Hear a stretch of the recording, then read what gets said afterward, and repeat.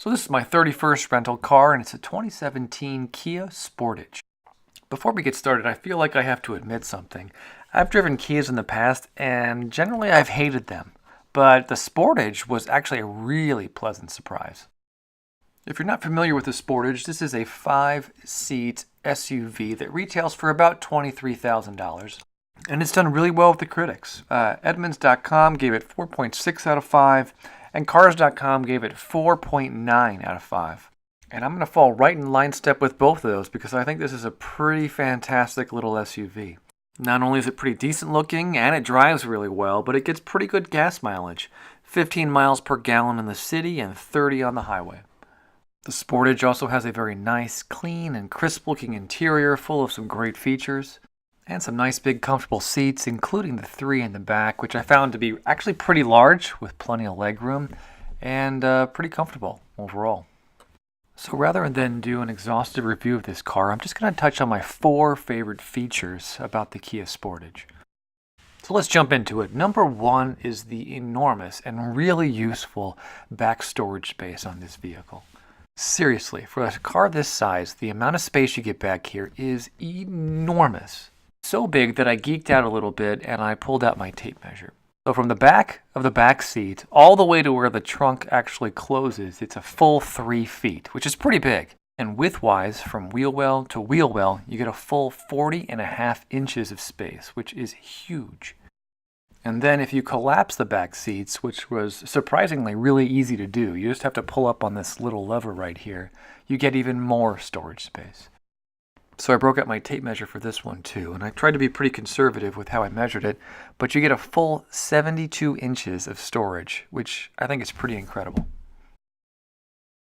So that's storage space for number 1. For number 2, I want to talk about just quality, and by that I mean the kind of the feel of the car as you're driving it. In the past, Kias have felt pretty cheap to me, but not this one, especially with the buttons, like the ones to control the windows and the ones you interact with on the steering wheel. They feel really solid, like they didn't skimp out on plastic at all. These feel like very high quality, almost luxury materials. And I hope that makes sense because it's true throughout the entire car, from the sides of the touchscreen all the way down to the climate controls. Every button you press feels really solid and nice. And it continues all the way to the key fob, which I was expecting to be kind of like a cheap Toyota key fob where it's light and the buttons don't feel very nice. But this one has a great weight to it. The buttons are super responsive and the key snaps out with a really satisfying click. And for just one more example, I want to talk about the little plastic coverings that go over the electrical outlets down here behind the gear shift. In the low $20,000 range, usually these are made of cheap, rubbery type plastic that you just know is going to fall apart within a couple of weeks. But that is not true with this car. Solid materials throughout. All right, moving on to number 3, I want to talk about cell phone storage for a second.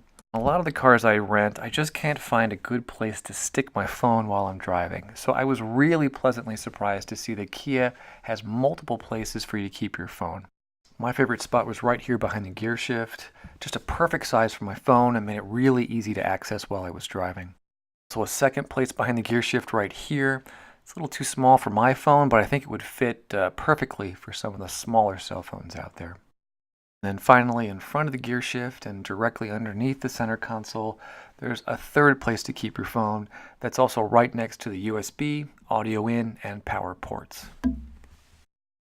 Alright, so the last thing, number 4, is the digital screen that's in between the gauge cluster behind the steering wheel. The screen itself isn't that special. It's kind of small, doesn't have a lot of colors, isn't particularly crisp. What I really like about this is how easy it is to interact with.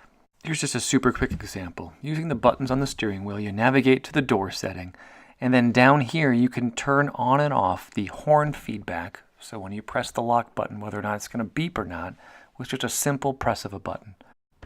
And you can do the same thing if you want to turn on or off the sound that the car makes when you turn the key. Maybe I'm just geeking out about this a little too much, but typically when you want to change a setting like this, you have to do some crazy stuff involving the key and the ignition and holding down different buttons. I just really love to see a car that has menus that are really easy to find and use. Plus, I think this is just kind of a great metaphor for this car. It's designed well, it's easy to use, and it's enjoyable to use, which is why I love the 2017 Kia Sportage so much. Alright, so after driving this car for about 2 days and putting over 250 miles on it, I give the 2017 Kia Sportage 5 stars. Yep, 5 stars. I love this little SUV. Alright, that's it. Thank you so much for watching, and I hope you'll join me next time when I review my 32nd rental car.